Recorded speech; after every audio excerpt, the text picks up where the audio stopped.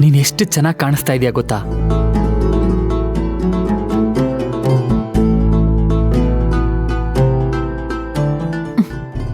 ಎಷ್ಟು ಚೆನ್ನಾಗಿ? ಎಷ್ಟು ಚೆನ್ನಾಗಿ ಅಂದರೆ ಈ ಸೃಷ್ಟಿಯಲ್ಲಿ ಸೌಂದರ್ಯ ರಾಶಿನೇ ನನ್ನ ಪಕ್ಕ ಕೂತಿರೋ ಹಾಗೆ.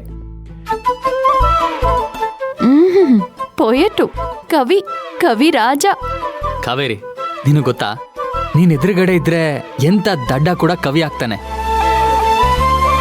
ಎಷ್ಟೇ ಅನ್ರೊಮ್ಯಾಂಟಿಕ್ ಫೆಲೋ ಇದ್ರೂ ಕೂಡ ಫುಲ್ ರೊಮ್ಯಾಂಟಿಕ್ ಆಗ್ತಾನೆ. ಅದಕ್ಕೆ ನೀನಂದ್ರೆ ಹಾ, ನಾನಂದ್ರೆ ನೀನಂದ್ರೆ ಏನಿಲ್ಲ ಬಿಡು. ಪ್ರೀತು, ಇವಾಗ ಹೇಳ್ತೀಯೋ ಇಲ್ವೋ? ಹೇಳ.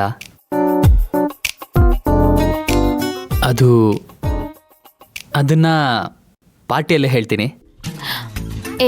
ಹೋಗೋ.